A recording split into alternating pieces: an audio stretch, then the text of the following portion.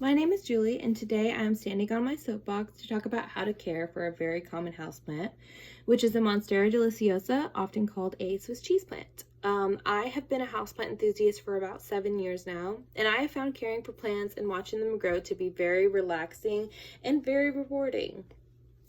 This plant that I'm going to be talking about today is a Monstera deliciosa, which is often called a Swiss cheese plant or a split-leaf philodendron. This plant in particular is a cutting of a plant that I've owned for about 5 years.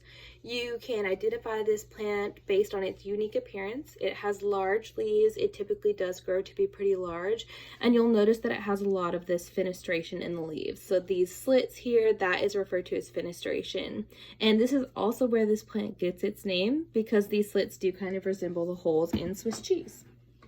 According to Jade Adams, who's the owner of a houseplant shop, in a video titled Monstera deliciosa Plant Care that she uploaded to YouTube in 2021, in its natural habitat, which is the tropical rainforest, this plant is a hemiepiphyte, which means that it germinates in the top of the tree canopy and then the roots make their way down to the soil below. How this translates to an indoor setting is that the plant produces aerial roots that will attach to surfaces and then climb. Those aerial roots also do absorb moisture from the air, so this plant is going to prefer more humid environments. Also, once it gets to a certain point, it will need a moss pole or a wooden post to grow on for support. If the air in your home is too dry, you can increase the moisture in your air by either adding a vaporizer or a pebble tray with water in it to evaporate into the air, or you can occasionally spritz your plant with a mister.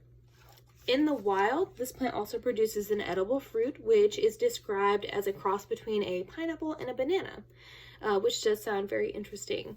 Swiss cheese plants are easy to grow and tolerant of neglect up to a certain point. They need to be well saturated with water periodically, and then the soil should be allowed to dry completely in between waterings. So I typically measure whether or not my plant needs watering by sticking my finger about an inch into the top of the soil. If it's dry, I water it. If it is moist, I leave it alone.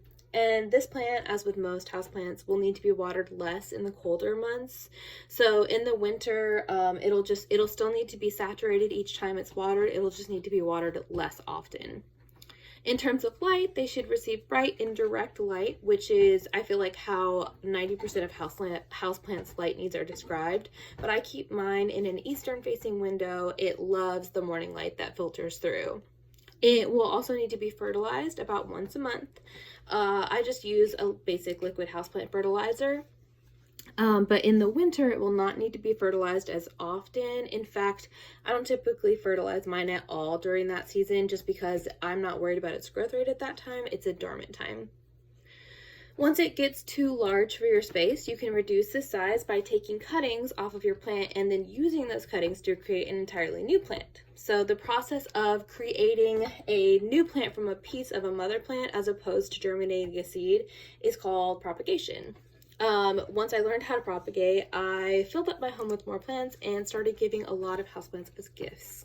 But when you take a cutting, you will want to find a node, which is the beginning of one of those aerial roots, and you're going to want to cut right below that, and you can put that either in water or you can put it in soil and keep the soil moist, and it will generate an entirely new root system and you'll have a completely new plant. But that is a very brief coverage of the basics of caring for a Monstera.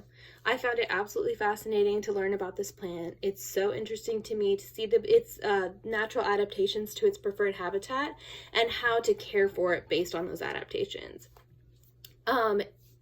It is a great starter plant. So I think that when people come to me and they say that they're interested in starting to get some plants, this is always my first recommendation because it's easy to care for, it's hardy, it's tolerant of neglect, and it's also just a big, large, beautiful, and dramatic plant that's great for indoor decorating. But that's it. I hope you enjoyed my speech, and thank you so much for listening.